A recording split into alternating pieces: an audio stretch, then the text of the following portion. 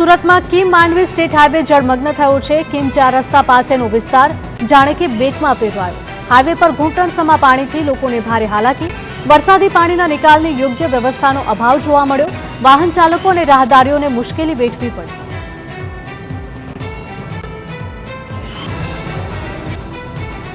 વરસાદી પાણી ભરાવાની સાથે રસ્તા પરના ખાડાએ પણ હાલાકી સર્જી। પાણી નીચેના ખાડામાં વાહન ફસાઈ જવાનો લોકોને ડર છે। ખાડા અને પાણીને કારણે વાહન વ્યવહાર ધીમો થતા રસ્તા પર ટ્રાફિક જામના દ્રશ્યો જોવા મળ્યા। તંત્ર સામે પણ લોકોમાં આક્રોશની લાગણી જોવા મળી।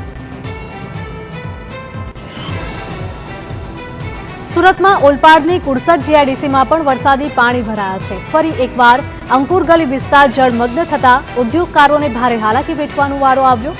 મુખ્ય માર્ગ પર જ કેડસમાં પાણી ભરાયા છે।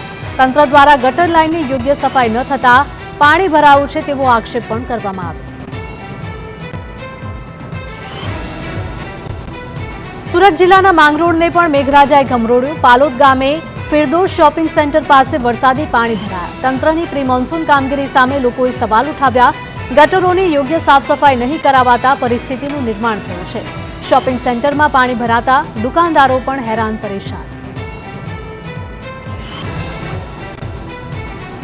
સુરતમાં કામરેજ ગામની સોસાયટીમાં નથી ઓસર્યા વરસાદી પાણી। બ્રજનંદની સોસાયટી હજુ પણ પાણીમાં ગરકાવ।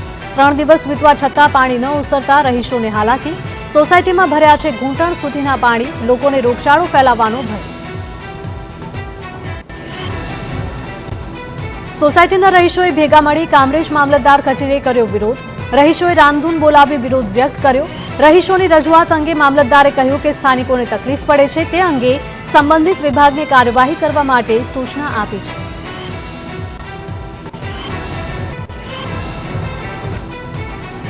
અમદાવાદમાં વરસાદે વિરામ લીધાના કલાકો બાદ પણ સમસ્યા જેમની તેમ। સીટીએમ વિસ્તારની સોસાયટીઓમાં હજુ પણ પાણી ભરાયેલા જોવા મળ્યા। રાજેશ પાર્ક સોસાયટીમાં લોકો ઘરની છત પર રહેવા મજબૂર બન્યા તો પાણીની વચ્ચે જ લોકોએ રાત વિતાવી। ઘરની અંદર વરસાદી પાણી ઘૂસી જતા ઘરવખરીને ભારે નુકસાન થયું છે। ખાદ્ય સામગ્રી પર પાણીમાં પલળી જતા લોકોએ બહારથી જમવાનું મંગાવવું પડ્યું। લોકોએ પોતાની ઘરવખરી પણ ઘરની બહાર મૂકી દેવી પડી હતી। પાણી નિકાલની યોગ્ય વ્યવસ્થાના અભાવે દર વર્ષે રહીશો હાલાકી ભોગવતા હોવાના પણ આક્ષેપો કરાયા। અમદાવાદ શહેરમાં વરસાદે વિરામ લીધાના 12 કલાક બાદ પણ પાણી નથી ઓસરી રહ્યા। હાટકેશ્વરના કેટલાક વિસ્તારમાં હજુ પણ વરસાદી પાણી ભરાયેલા છે। મુખ્ય રસ્તા પરથી વરસાદી પાણીનો નિકાલ ન થતા સ્થાનિકોને ભારે હાલાકી।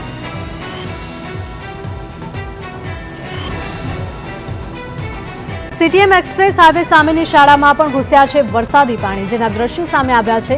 રાજેશ પાર્ક પાસેની ઉદ્ગમ વિદ્યાલય, અર્ચના વિદ્યાલય અને ધ મધર અંગ્રેજી શાળા સંકુલમાં ભરાયા છે પાણી। વર્ગખંડ અને સંકુલમાં વરસાદી પાણીનો કોઈ જ નિકાલ નથી થયો। શાળામાં પાણી ભરાતા વિદ્યાર્થીઓને પણ રજા આપવામાં આવી। અમદાવાદમાં રબારી કોલોની પાસેની અવનીશ સોસાયટીના રહીશોને હાલાકી। સોસાયટીના મકાનોમાં ઘૂંટણસમા વરસાદી પાણી ભરાયા છે। રહીશોના મતે છેલ્લા 35 વર્ષથી દર ચોમાસે સર્જાય છે આ સમસ્યા। માત્ર 1 થી 2 ઇંચ વરસાદમાં સોસાયટી પાણીમાં ગરક થતી હોવાનો સ્થાનિકોનો આક્ષેપ। અવનીશ સોસાયટીના રહીશોએ તંત્ર અને પદાધિકારીઓ સામે રોષ વ્યક્ત કર્યો। કહ્યું કે ખંભાતી કૂવાનું ખાતમુહૂર્ત થયા પછી કામગીરી નથી થઈ। પાણી નિકાલની વ્યવસ્થાનું બજેટ ફાળવાયા છતાં કામગીરી ન થયાનો પણ આક્ષેપ। લાચાર સ્થાનિકોએ તંત્ર વિરુદ્ધ પોતાનો આક્રોશ વ્યક્ત કર્યો। અમદાવાદમાં પુનિતનગર ક્રોસિંગ નજીક પણ પાણી ભરાતા હાલાકી। મહાલક્ષ્મી એસ્ટેટમાં મોટા પાયે નુકસાન થયું છે। 80 કારખાનાઓમાં પાણી ભરાતા મશીનરીને પણ નુકસાન થયું છે। કારખાનાના માલિકો જાતે જ પાણીમાંથી મશીનરી બહાર કાઢવા મજબૂર બન્યા।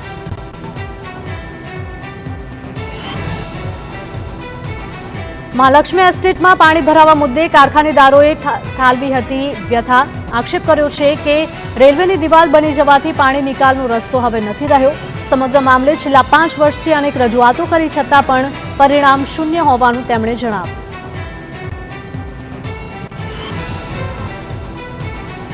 વડોદરાના ડભોઈમાં રેલવે ગરનાળામાં ભરાયા છે વરસાદી પાણી। અંબાવ પાસે પાણી ભરાતા વાહન વ્યવહારને માઠી અસર થઈ। વાહન ચાલકો અને રાહદારીઓ જીવના જોખમે ગરનાળું પસાર કરવા મજબૂર। રેલવે તંત્ર યોગ્ય વ્યવસ્થા કરે તેવી લોકોની માંગ। દર વર્ષે ચોમાસામાં પાણી ભરાઈ જવાની સર્જાય છે સમસ્યા।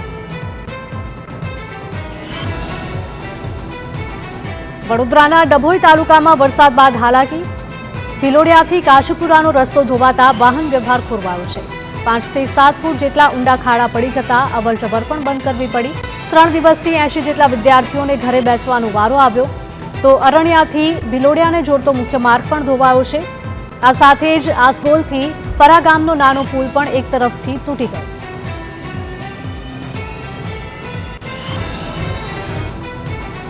અમરેલી જિલ્લામાં ધોધમાર વરસાદ વરસી રહ્યો છે। રાજુલા શહેર અને આસપાસના નેશનલ હાઈવે પર ધોધમાર વરસાદ ખાબક્યો। ભાવનગર સોમનાથ નેશનલ હાઈવે પર પાણી ભરાયા છે। રાજુલાના હિંડોરણા બ્રિજ પર પાણી ભરાતા વાહન ચાલકો પરેશાન। સમગ્ર કોસ્ટલ બેલ્ટ વિસ્તાર ધોધમાર વરસાદથી અસરગ્રસ્ત થયો। સુરતમાં ચોમાસાના સમયે જ મનપાની બેદરકારી સામે આવી। ગટરનું ઢાંકણું તૂટેલી હાલતમાં જોવા મળ્યું। અઠવા ઝોનના અલથાણ વિસ્તારના દ્રશ્યો સામે આવ્યા, જેને લઈને એસએમસીની કામગીરી પર સવાલો ઉઠ્યા। જો કોઈ દુર્ઘટના સર્જાય અથવા તો ગટરમાં કોઈ પડી જાય તો જવાબદાર કોણ રહેશે તેવા લોકોએ સવાલો ઉઠાવ્યા હતા। બનાસકાંઠામાં પાલનપુર અંબાજી હાઈવે પર ભરાયા છે પાણી, જેના કારણે વાહન ચાલકો અટવાયા।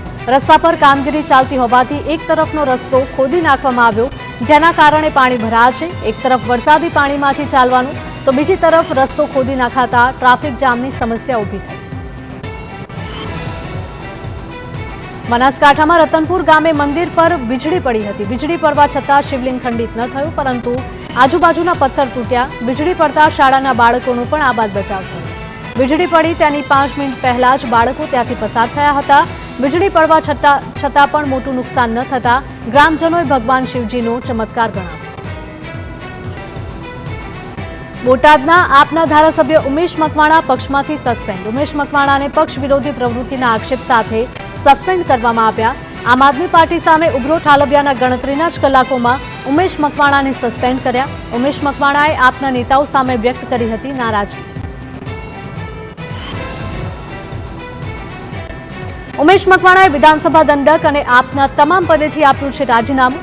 સમાજ સાથે અન્યાય કર્યાના આક્ષેપ સાથે રાજીનામું આપ્યું। વર્ષ 2020માં ભાજપમાંથી આપમાં જોડાયા હતા ઉમેશ મકવાણા। તો ભાવનગરમાં 40મી રથયાત્રાને લઈને પોલીસનો ચુસ્ત બંદોબસ્ત। શુક્રવારે 17.5 કિલોમીટરના રૂટ પર નીકળશે રથયાત્રા। 14 ડીવાયએસપી, 44 પીઆઈ, 112 પીએસઆઈ અને 1000થી પણ વધારે કોન્સ્ટેબલ તેમજ 1100 હોમગાર્ડના જવાનો તૈનાત રહેશે। સીઆઈએસએફ અને એસઆરપી તથા બોમ્બ સ્ક્વોડ પણ રહેશે હાજર।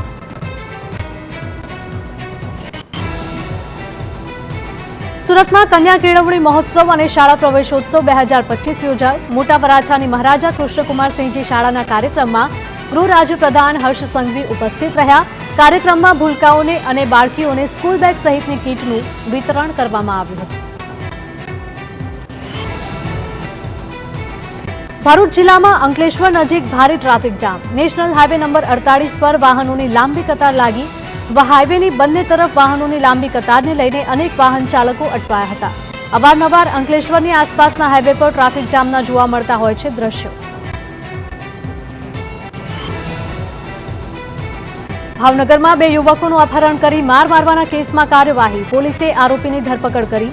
થોડા દિવસ પહેલા જ 2 યુવકોનું અપહરણ કરી લાકડી વડે ઢોર માર માર્યો હતો। યુવકને માર મારવાનો વિડીયો બનાવી સોશિયલ મીડિયા પર અપલોડ પણ કર્યો।